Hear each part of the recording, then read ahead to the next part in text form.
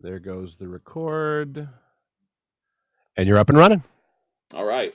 Terry and Gary's Low Expectations Podcast, episode 43. Today we have wrestlers Joe E Legend, and we're going to call you CK3 today this time. Sure. All right. How's it going, guys? Doing great. How are you? Good. Thanks. I appreciate you coming on. Appreciate you beating Terry here. Who hasn't? Thanks for having us. Who hasn't beat you here? Exactly. Hey, this is actually going to be one of the best shows as far as for comedic value, or one of the worst shows. So no middle ground. A little bit from column A, a little bit from column B, I'm guessing, but anyway. Right. No, with Joe Legend and CK3, I mean, those guys are the two funniest people I've ever met in my whole entire life. That's the same thing you said last week's two guests. No. Well, it wasn't supposed to say that, Gary. Come on. I'm out of here. All right. Well, hey, do you want to start sharing this, Gary, and then I'll get started? Yeah, go ahead. Well, Joe, actually, Yes. we've been friends for over 20 some years, and I'll never forget the first time we had met. It was on a northern tour. Actually, it was the first tour we went on. We met we met here in Detroit, wrestling for Malcolm Monroe. That's and, right. Anyways, the first tour we went on for Candello, the one I thought we were gonna bond, and Joe just slept the whole time. That's right. We, the car ferries, he'd sleep in the car. You remember that? Well, I was sleeping. I don't remember much. The thing is that I come back from my tour of South Africa. Right. And you were down there. Yeah. And the flight home was 44 hours. Right. I couldn't sleep in public at the time, so I was awake for all 44 hours. It was a bunch of flights. It was a whole bunch of connections. It was terrible. Great time, but holy crap. And then by the time I got back, it's like, I'm going to teach myself how to sleep in public. I can't do this. So I made it a point, like on this trip, I'm going to learn how to just be able to nod off at a moment's notice. Because I heard the Sheik could do that. The Iron Sheik. He's a Sheiky sleep when he's done, right? So I thought, I'm not saying I'm going to get that good at it, but I wanted to be able to knock myself out. So I was using that trip to just try and acclimatize myself to long journeys, trying to get as much sleep as I could. Right. And as soon as you were like, bro, we're gonna bond, you and me, buddy, we're bonding. It's like, well, that's my cue to sleep. Right. It was the same thing with Justin. I wanted to bond, he wanted to sleep. Gary's just still trying to get rid of me. So, Justin, did you wake up with your pants off like I did? I thought it was weird. Weird. Yes. It's only weird the first time. Yeah, it's just weird the first time. So yeah, then it becomes a habit. Yeah. Right. Now, Justin, before we really get into it, you have a wrestling school. You want to tell us a little bit about it? Yeah, it's Skull and Bones Pro Wrestling and Fitness. It's located in Toledo, Ohio. It's ran by me and Trey Miguel of Impact. And we have some other good coaches here too. We've got Brian Castle, or Farley, as he's known to you. And we also have Richie Bronson from Detroit. And, Ben Boone helps out here too. So we got a good group of guys here. So you also had Alex Shelley come in for some time too, didn't you? Yeah, Alex. Well, yeah, he's yes. Go ahead. Yeah, he's training basically with he's just training with Trey. He's not like his is private training. Not okay. Public, no. He's so talented that just having your students being able to watch that guy work out, they'd probably be able to glean a lot of good information. Oh, one of our guys, Sam Beal, he's kind of taken under his wing too. And Sam's going to be really good, which is cool because he's one of the original guys I trained at a different wrestling school, and then he came over here. So, but yeah, Shelly's really taken a liking to him, and him and Trey both are getting better just by working with him. I just show up to work out. I'm just, because I'm waiting for this hip to get done, and then I can get back in there and roll around with him. But I just watch him, and I'm like, Jesus, like it's ridiculous. Well, another thing, and what's very important in wrestling is promos and stuff like that, and watching tapes. And I know you do. Sure. Yeah, and you're hands on with the guys with their promos. Your promos were always great. So, yeah, 100%. Yeah. No, actually, a couple of our guys, the Kenny Urban and Sam Beal's promos are some of the most ridiculous things, especially Kenny Urban. He's just Joe. You'd get a kick out of Kenny Urban. He's one of the most ridiculous wrestlers I've ever met. He That's refers okay. to the no, he refers to the crowd as silly geese. All right, I like it.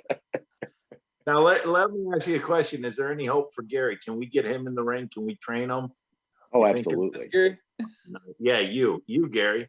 Yeah, I'm we got a big match. fine. We got a big match between you and Johnny Bravo coming Oh, up. I'll whip him. I'm down. I don't Well, need that's fantastic because don't need to train April for that. 17th, Yeah. I'm having an open ring here, a Look at boot that. camp for brand new students. Gary, come on down. Okay, so that's Yes. April 17th. You're having an open clinic. You Yep, said for brand new students, it's a boot camp. okay, Do I cool. qualify for a senior discount? I'm 49. Sure, Right, All right. I'll Thank take you. your money. I mean, I'll train you. I'll take Yeah. that too. Sounds like a real veteran right there. I'll take that. Money. 15 years ain't never been disrespected like that. Hey, remember when we were up in for Candelo? We'd walk around going 15 years in the business. Yeah. On 15, and we just hold up 5 fingers, right?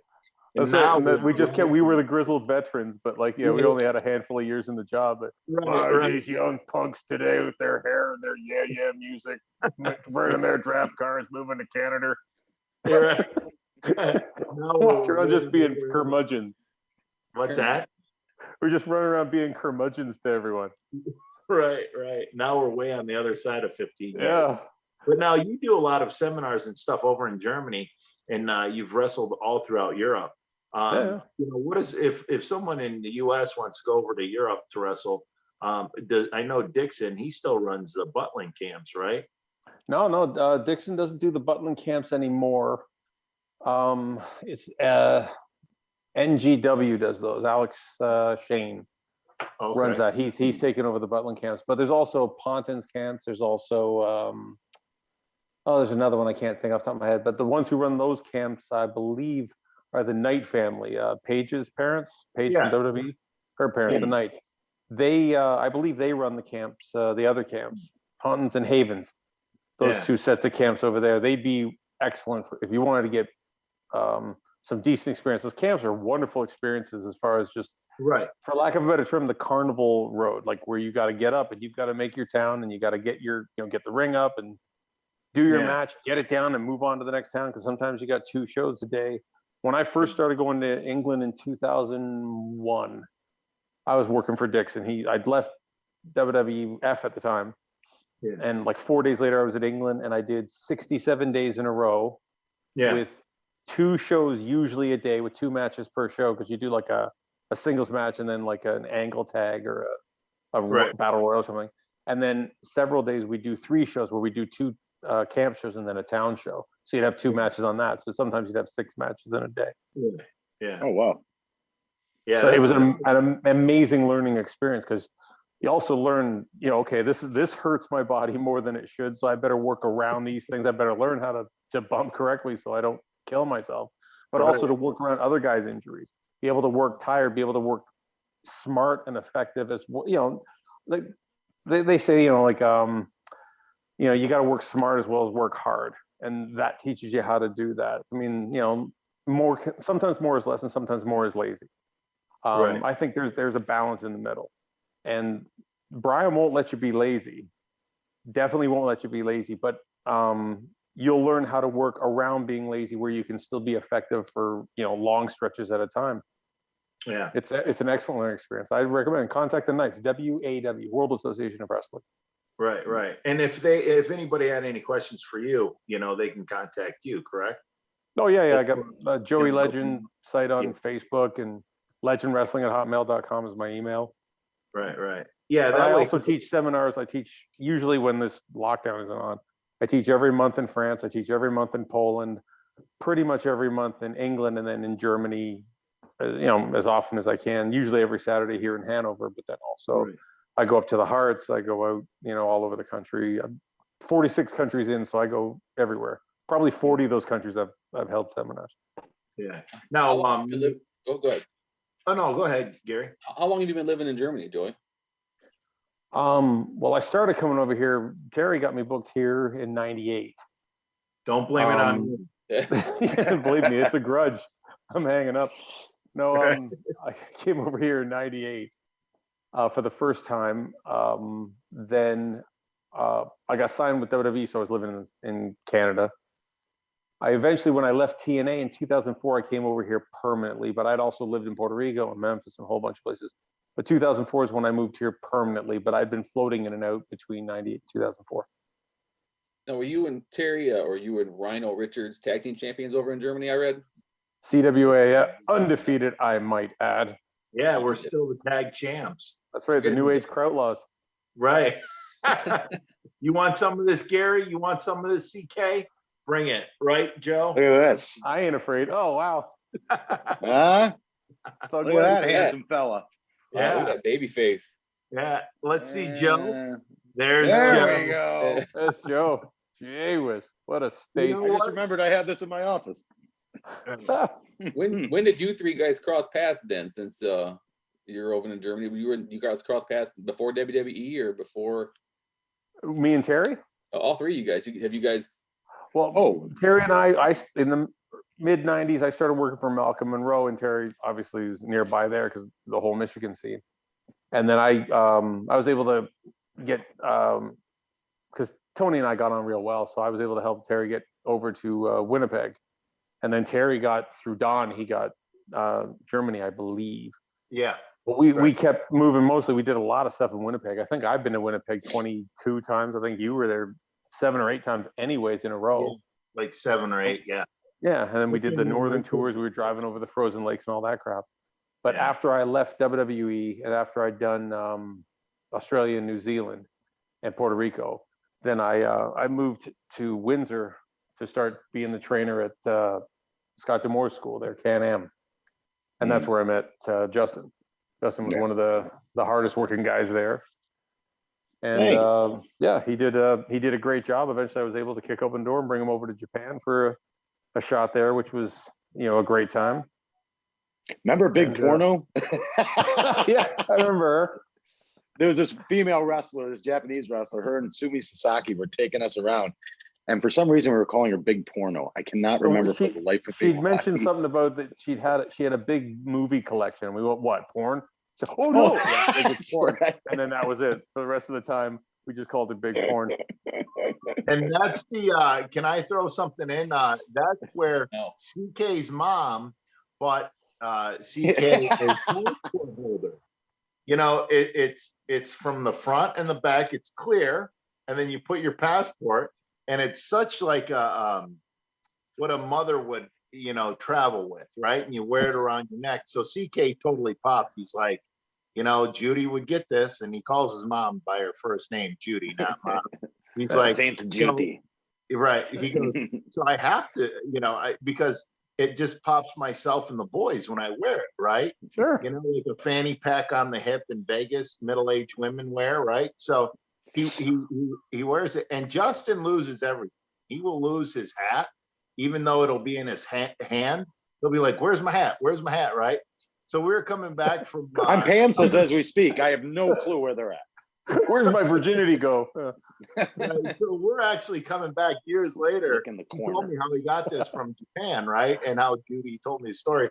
So he lost his passport. He's like, man, I think I set it down by security, this and that. So I'm helping him look for it. And he ended up finding it. We were coming back from Canada, and it was tucked in between because it had 2 pieces of cardboard. And when he put it back in there, it went in between, right? He's like, Yeah. I thought I put it in there, and he's looking at it, flipping it around. So yeah, it was funny. He could lose anything and everything.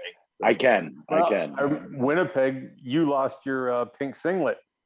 No, it was the maroon, or it was a purple one. I thought it was a pink one. Either way, I remember you started kicking in doors of people's rooms looking for your stuff. Well, here's the thing. I went and did my laundry right at the hotel. And then it I got go burgled, yeah. back down, and a couple doors down, I seen them people. They see me going in and out of the laundry thing, and they had to have stole it. So I'm like, Joe, we got to go knock on this door, So yeah, we went in the room looking for it. And I thought we were going to have a chat. And he just pushes the door open. Let me see your stuff. Starts going through bags and drawers. Like, I know you were in there, yeah. So somewhere that I don't think you found it though, did you? No, I never found it, man. I was No, so you- all you did was traumatize the locals. That's it. You want to hear an amazing story? I don't know if we told this last time or if it just didn't get recorded, but so Joe, I'm coming You had to back throw from that in there. Newfoundland. And this is one of the few times I wasn't with Rhino in Newfoundland, right? So I'm dog tired because they flew me into Toronto. I'm driving home early in the morning. I finally get to the border. They search my car. I put the passport on top, drive home. I get home and I realize I left my passport on top of my freaking car, right? Just then, Rhino calls and he's like, "Hey man, how was Newfoundland?" I'm like, "Mother," going off and just screaming. And he's like going, "Jesus." Well, he didn't say Jesus, but I think we all know that. But he was like shocked, like, "Wow, like where'd you lose it?" I'm like, "Oh, I had it in my car, Windsor." No, listen, that. So Rhino turns into Batman. He drives to the border, gets a flashlight, walks over, right, looking for the passport, finds it, finds my passport. T, correct me if I got this right or wrong. So he's like in the middle of calling me, I think, when he finds it. Can I Yeah, finish please. the story? Oh, yeah. So Gary and Joe, I don't think you heard this, but what I would do with all the boys, I'd tell them, like, just send me a picture with your shirt off and I'll store it under your number, right? But any of my female friends, you know, put a park on and send me the picture. You know, it's just one of those things, right? So I'm telling Justin, I'm like, send me one, send me one. And then the whole gag just kind of wore off. And, you know, it was like when I first got the phone, so I could put a profile. So when you call, that picture would pop up, right? Like it was funny. Some of the boys would like lay in bed with their pillows and just take like a picture. Cheesecake photos. I put so much work into my picture for Rhino. So, I'm laying Burt Reynolds style with a Viking helmet on, cigarette hanging out of my mouth, Elvis sunglasses, and a ukulele. I'm completely naked, and a ukulele in front of my junk. And my girlfriend took the picture. So that's the picture that comes up. Please, Rhino, continue.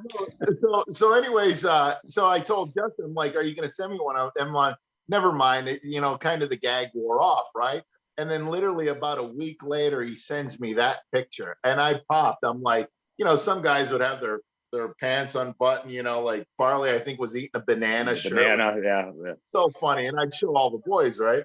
So he sends me that, and I'm like, by far you won it. You know, this is the best.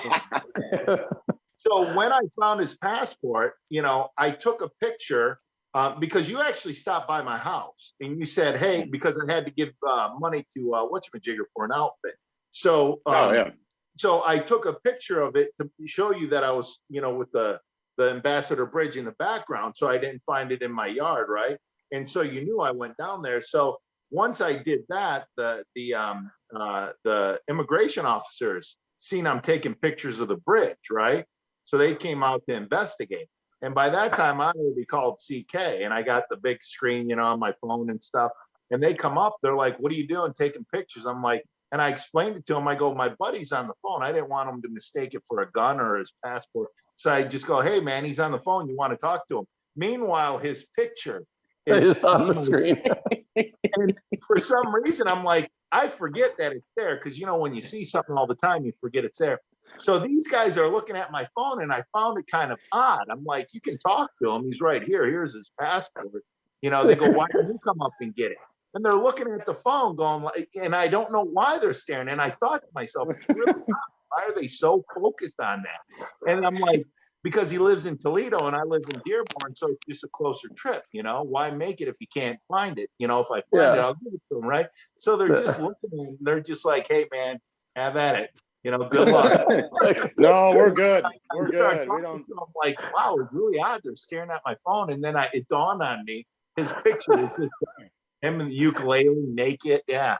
If they were cool, they would ask you what your safety word is.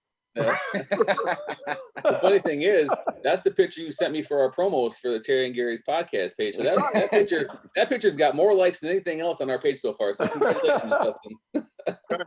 You know what was funny is when he sent me that, I go, who in the heck?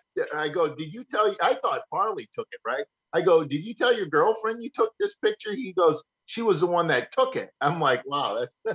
Well, the biggest pop I ever got was at your wedding. That was the biggest pop I ever got out of you. Yeah. Joe, you want to tell him that story? All right. He's getting married in Germany. And so his missus side of the church is rammed, like tons of people. And like, I think it was 4 of us on your side of the church, right? Something like that. It was real dichotomy there. Right. And so we're in the back waiting for waiting in gorilla. And sorry, I'm just gotta get my rabbit down off the couch. Okay. So we're back there, and Terry's like, "Hey man, we got to do the ring spot." And I was like, "I think I know what you mean. Why don't you tell me?" And he's like, "Well, I'll give you the ring now, and then I'll say, hey, where's the ring? And you do this, like, oh, where'd it go? I've lost the ring." And I'm like, "That's just heat, man. Like, like this is a country that embraced genocide at one point. They're not gonna miss me, right?" Right. So I don't think this is a wise move. He's like, "No, bro, come on." Yeah. So I'm like, "All right, we'll call an audible out there. We'll see if the spots happen." So we get out there and they go through the whole service, and I'm sitting there with all the bridesmaids and they're boo-hooing, and I'm like, they're just being silly. This is being silly. And then at one point the priest, or sensei or whatever you had going, he's he's like, "Yeah, who has the ring?" It's like, "Yeah, that'd be me." So I get up and I walk over, and Terry turns around with it goes like this, like the biggest grin you ever saw. Like that. So I pull the ring out and I put it in his hand, and I said, "The ring spot's heat." And then he looks at me like I just kicked his dog, right? So I close the ring over his fingers, and I lean in real close. I say, "This is your last chance. I could make you very happy." And I turn around and I walk away back to my seat. And as I turn to look back at him, he's still staring at his hand, and then me and his hand, and me and the priest, like, hey, Terry, over here. And so he kind of turns around, and they go through the whole proceedings, and then they have him and his missus go down on their knees for this prayer. And when they do, he pulls his hair tie out, so all his hair goes in his face. And I see him on his knees. She's ready to do the prayer, and all I see is his shoulders bouncing up and down to him, like laughing through the whole thing. Right? We get through the service. We walk out. The receiving line and everything. So, hey, congratulations! I give him a big hug. Congratulations! I look at her. Hey, congratulations! And he got her a big rock. She buried it into my shoulder. Like I legitimately had a small bruise through the big coat and the shirt that I had on. Wham! She freaking just totally Tyson me. Right? That's like, oh, she's, yeah, make him very happy, huh? I'm like, oh, come on, that was funny. So if anything, there's every chance that maybe I might be partially responsible for how that marriage went, buddy. I'm sorry. Yeah. No, what was funny is when he said it, I tried not to laugh, and I'm like, okay, I can't sell it. So which makes it funnier. Broke loose. Yeah. He started cracking up. Yeah. You know who didn't find that funny? Jesus. And he's out. There you go. Yeah, no, that was weird. No, so Joe, do you remember you've met Castle, right? You met Farley. Oh yeah. He's the most huggable wrestler. Yeah, exactly. Have we ever told you about the first time that I introduced Rhino and Farley? No. Have you ever heard this? Okay. I don't think so. So we're at this bar in Toledo, right? Rhino doesn't drink, but Lord knows I do. So we're at this bar in Toledo, and like Castle's coming to meet us, right? And I was like, looked at Rhino, and I'm like, hey man, I'm like, before he gets here, I was like, do you want to let's rib Castle? And Rhino's like, yeah, okay, yeah. What do you got in mind? I'm like, okay. I was like, when he gets here, just introduce yourself. I'm like, excuse yourself to go to the bathroom, and I'll be like, hey Castle. I'm like, ask Rhino, like get him good with him. Ask him how many push-ups his dad could do. Like he was in the Guinness Book of World Record for like so many push-ups in a minute. And then and this is me telling Rhino, I'm like, so when you come back, Castle will ask you that. I was like, you slam your fist on the table and be like, that's not effing cool. My dad lost both of his arms in an accident at the Jeep factory. And like Rhino just looked at me, goes like this, he goes, no, that's awful. You're a horrible person. I'm like, what? So now Castle shows up and looks at Castle and goes, do you know what he wanted to do? This guy wanted to do to you? The thing is, Castle's the guy who would go, yeah. He's like, yeah, anyway, that sounds like Justin. We got a couple quick shout outs here. Hassan wants to say hello to everybody. Rita, Sarah, and Nichelle Evans said, "Hey guys, love you, Rhino. Please show me your guns." There you go. Ryan Wolf I was said, afraid "Hey, he was going to stand up CK3." with his pants off. Ryan Wolf said what? Hey, CK3. Oh, good Lord. Ryan from the gym. Ryan from I the love gym. that guy. Ryan from the gym, baby. Are gyms open there finally? Working extra hard next Oh, time. yeah. Oh, yeah. Yeah, gyms have been Toledo open is. a long time. Yeah. Oh, Yeah. good. I'm glad. Still not open over there. Got to wear the masks and everything, but Nothing open here. Yeah. I had to get a Still. prescription to go use the rehab place. I get the rehab on the hips. I got an extra prescription so I could go in there and work out. I said, yeah, I got an issue with my shoulder. So now I get to work out there, a couple times a week, hopefully. Right. But I have to get a prescription in order to do it. That's crazy. Completely shut down. Yeah, it sucks, everything. I want to talk about. I want to talk if I can get a second here. I want to talk about the faction here, Thug Life. I mean, what a lineup here. Joey Legend, Sexton Hardcastle, Christian Cage, Zach Wild, Bloody Bill Scullion, and Rhino Richards. Yeah. That's a pretty good a group of guys there. The best part about that is it was like a pro-Canadian faction. Like we were gonna, us against America, got that angle off the ground. I remember Adam and I burnt the American flag in the ring one night and big fights with the crowd and stuff. It was a lot of fun. But we started that. Then 3 weeks later, Brett started his pro-Canadian thing on WWF TV and made ours look weak. So like we were ahead of the curve, I'm happy to say. But yeah, like Brett's obviously he's got the machine behind him to make his bigger and better. But I was kind of proud of the fact that we were kind of on the cusp of something that wound up being a bigger deal. That's a hell of a group of guys, though. That's pretty impressive. I mean, so how fun was that? I mean, how did that come about? How'd you guys get together? Well, Adam and I were tag team called Sex and Violence, and Jay Christian, he just started training. He started about a year after Adam, so we started getting him and Zach Wild Keith booked down to Detroit, and we're getting steady bookings with Malcolm Monroe and that. And eventually they wanted to do kind of a blow off angle with me and Adam where we'd break up the team. And we thought, well, we really don't want to do the breakup of the team because it's really working out well for us. So we decided to tease the breakup of the team. Like Adam and I, when we started, we said we were from New Jersey because New Jersey, the Devils had just swept Detroit 4 straight in the Stanley Cup. So we came out in New Jersey Devil sweaters and just brought out brooms and swept our way to the ring and stuff just for, easy heat, right? Right. So we were saying we were from New Jersey, but then Adam and I got into this big match. Really, I watched it not too long ago. I have it on tape here. It goes to show how old it is on tape.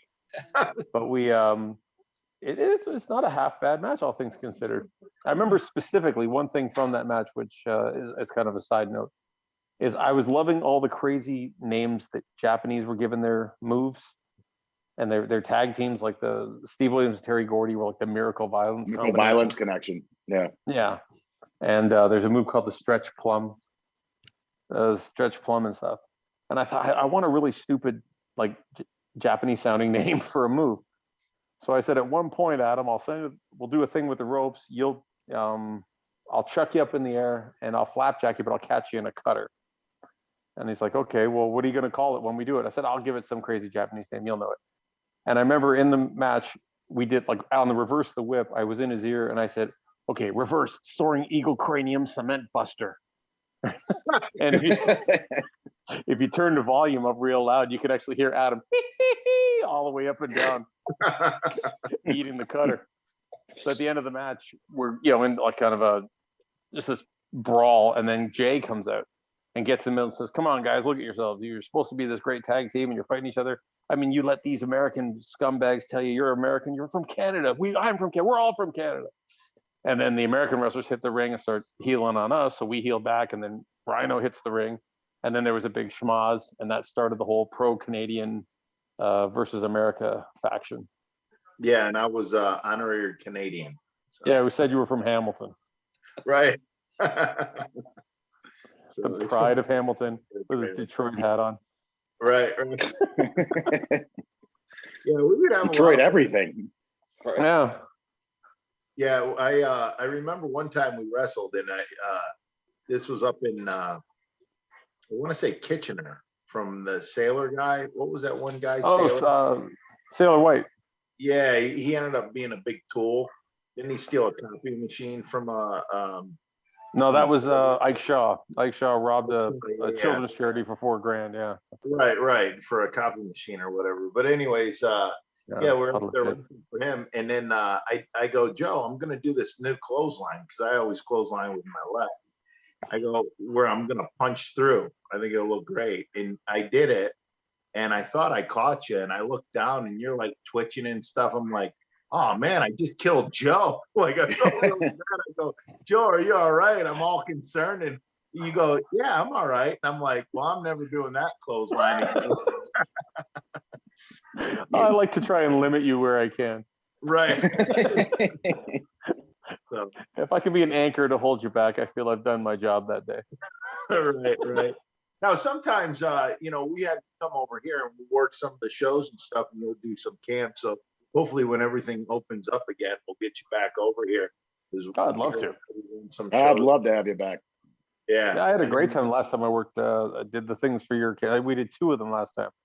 Yep. Right. Your guys all work so hard. They're gung ho. They, nobody boo-hoos. It's like, I don't feel like it's like everybody shows up to play. Everybody shows up to work hard. They know they've got an X amount of time in that ring, and they make the most of it. And they'll do things 100 times if they need to get it right, which I like that discipline. They don't just want to do it 3 times. Look, I did it right now. I'll never, now I never have to do it again. They like to reinforce it and make it better. And, just repetition's the mother of skill. And they kind of respect that mentality. If you can't hit it 10 out of 10, don't do it. Right. And your guys all have that mentality, which I really like. Well, and plus another thing is you bring, like a worldly experience to the table. So, a lot of guys will come over here and they'll go to seminars and stuff. But I was watching you work with the guys before one of the shows that we did over here. And, the stuff you were showing them outside of the ring too, was the stuff you do in the ring, just holds and stuff, and just different stuff, because you might see it over there or something that was old over there with an old British wrestler. If you do it over here, it's like, wow, that's new, Yeah. Also, I don't like seeing, like, for instance, like on a reverse the whip, that kind of do-si-do reverse on the whip. If I see it in the first match 3 times, then I see it in the second match 3 times. By the third match, if they're doing it again, you're starting to see some dummies because people keep getting caught. So I like to see variations that you can still get to the same goal, but you can have different variations on reversals or change-ups that aren't just repetitious. Like, I understand you want to get to the big move. Everybody wants to get to the big move because you always, as a fan, you always kind of pop on the big move. But you don't have to be lazy getting to the big move. You don't have to be mentally lazy and just hand everybody the same. Don't worry, this is the same thing you've seen before, but don't worry, something cool's coming. I want to give them something new on the way. So that by the time you get to the move, it actually is built in interest as opposed to just dropping their interest and then trying to regain it. Yeah. You know what I was thinking about when you were just talking about how I'd come over there and visit and tell them the tours we'd go on. Oh, the horse tours. Yeah. Now we're getting into some juicy stuff. Yeah. Look at Justin. He's like, no. Well, there's like red light districts are legal here. Right. There's one down here in Hanover. And usually Rhino just got very excited. Right? No, but he come over to visit his daughter. And so Christmas over here is on the 24th. So he do his visit on the 24th. Then on the 25th, there's nothing to do. Like, everything's still shut. So he give me a call. It's like, yeah, do you want to go do something? I'm like, yeah, sure. Okay, we'll go out. So we go downtown like we used to back when we used to work for Otto back in 98, 99. Now let's just go walk around and just, see things that just remind us of old times, tell stories and laugh, And you get downtown in about 5 minutes and he just looks, so Hooer Tour, huh? I'm like, yeah, right, Hooer Tour. And then we walk down into the red light district and we look at the hookers. Yeah. Well, here, you got to get a little more in depth, right? So. Okay, I don't know how much you want me to tell. That's all. I don't want to. How much I want to hear. I want you to tell me how I'm getting booked on this. That's what I want to know. I don't want to grass you up too much. Here's the thing, Gary. like we go down there and we just walk through, and look at the talent, and there for a bit, the talent went down and then it spiked back up, right? We never purchased anything or anything. But what's funny is Joey, right? He'll look at guys coming out of like coming out and they're kind of scurrying, like they're ashamed and all that. And Joe will look at him and go, "Where you coming from? What'd you do?" Like, you're a dirty, dirty person, aren't you? and you see these German guys just scurrying out of there all ashamed and everything. And, we're just prancing in there, like, wow, this is every time it was just fun, it was just like, well, I would love to do it. Everybody's trying to leave. Everybody's trying to leave because like when they went in there, they had an idea, and now they feel guilty when they're leaving. So of course you've got to play on that. So as soon as you see them walking out the door, you say, "Hey man, can I smell your fingers? Hey, come back, right?" I would just like to walk up to one of the hookers and be like, here's $1. Hold my hand, you hooker. And just do that. Just walk around holding hands. That's rude, Dustin. Come on. $1 a buck. The weird thing was we went there that one Christmas and we thought we're gonna go on a horse tour, and like we're gonna see the dregs. This is gonna be like the Jerry Springer of red light districts, because like any girl who's working Christmas Day kind of has to work Christmas Day. So we went, and a couple of them were absolutely stunning. It's like, why are you doing this? Like, any one of these girls, there would be a businessman who'd have her pouring coffee in the lobby of his business. Right. Like, they're just so. The one girl looked just like Demi Moore in Striptease, like just stunning. She was just sitting on this chair outside her room waiting for the next customer. And I was like, I can't believe this girl's doing this today. Right, It's astounding. And then you got the first time I got here, I don't want to say names because I don't, but it was me and a couple of the guys. They said, "Come on, we're going for a walk." So I just kind of, all right, it's my first day. I want to play nice with everybody. And they went to the red light, and one of the guys, it was his birthday. So we all had to chip in to get him taken care of. So my first day in Germany was paying for somebody else to get taken care of. So what's the rating on this episode? I'm gonna have to submit this. Hey, it's all legal over there. Okay. Yeah. Come on, it's not like we're talking about anything illegal. It's ran through the government and all that stuff. Yeah. So no, what was another funny thing about that is because I was married, when I would go over there too, and even after my divorce, but my ex-wife knew that we'd go and just look at the talent, right? And she didn't.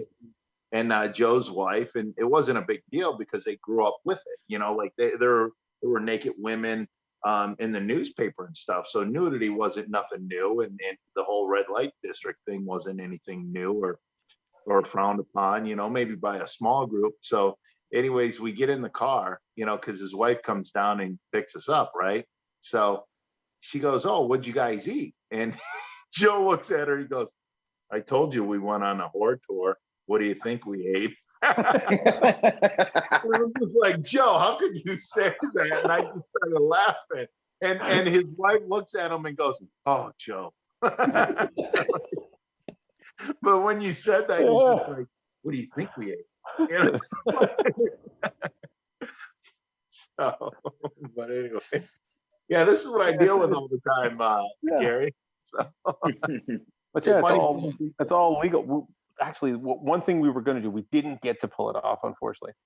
There was a guy named Ice Train over here. Great, big, powerful fucking black guy. He used to, I think he used to play for the Cincinnati Bengals, if I'm not mistaken.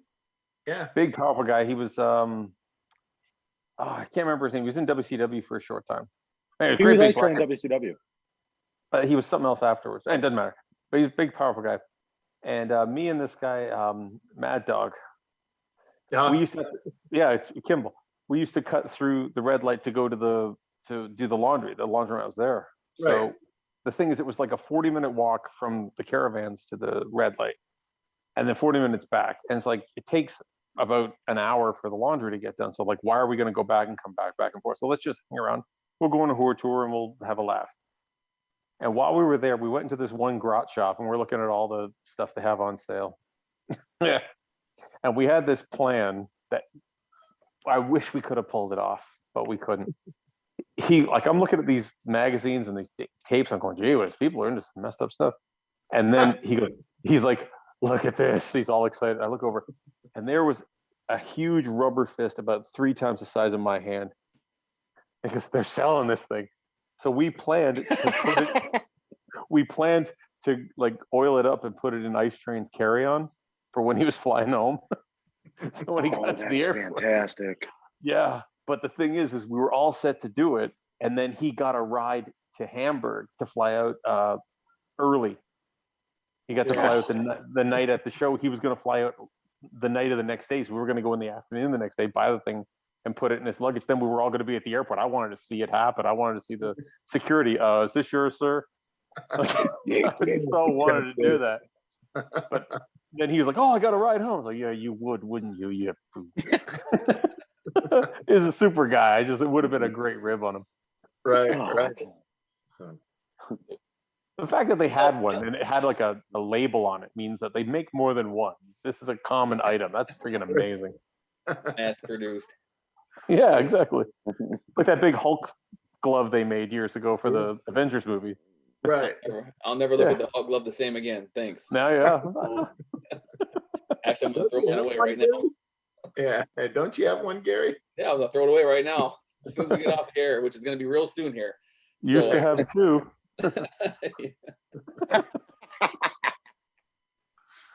All right. Well, Terry, I think the time has come.